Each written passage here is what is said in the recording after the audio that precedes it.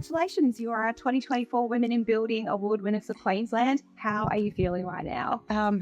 Completely overwhelmed. Yeah, this is such an honour. I'm really excited. Yeah. And you're both an interior designer and a qualified builder, so you're a double threat. And how do you think that this has helped your career? I think having knowledge of knowing what I'm building and designing at the same time has had a massive impact on not only my client experience but also on my team as well. So I'm able to instruct them from a really practical perspective, knowing the project from inside and out, designing, and from a builder's perspective. And do you think that it's also helped you relate to builders and other people in the industry a little bit more, that they know that you know what they do and the ins and outs of actually a project from the ground up? Yeah, so I've been around that my whole life, so I've never really felt intimidated or out of place in front of other tradies or my team or anything like that. It's always been very normal to me, so that's, I think, a little bit of an advantage for me because I know that's not the same experience as every woman in the construction industry. Let's talk about working alongside your husband, Jay. What was that moment like when you heard your name called out, his reaction to?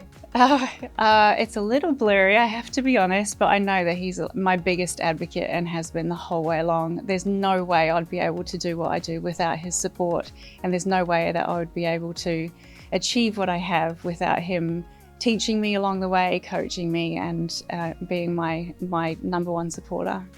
And how do you manage that work-life balance between home and family, like always working all the day and then coming home at night and being together still? Is that an enjoyable part of it? I get that question a lot. So we have let that happen organically. So we have maintained a really happy household, and we've been able to be there for our family the whole way along. And I think the advantage is that we work together, right? So we're able to tag team if we have to, or we're both present if we need to be as well. And the same at work, like we pick up on each other's strengths and weaknesses, and we fill in for each other if we have to. And yeah, it's happened organically, I have to be honest. We haven't really sat down and had a conversation about how it's going to work. It just does. That is really cool. You're renowned as a passionate advocate for women. Why is this so important to you, especially now that you have this title?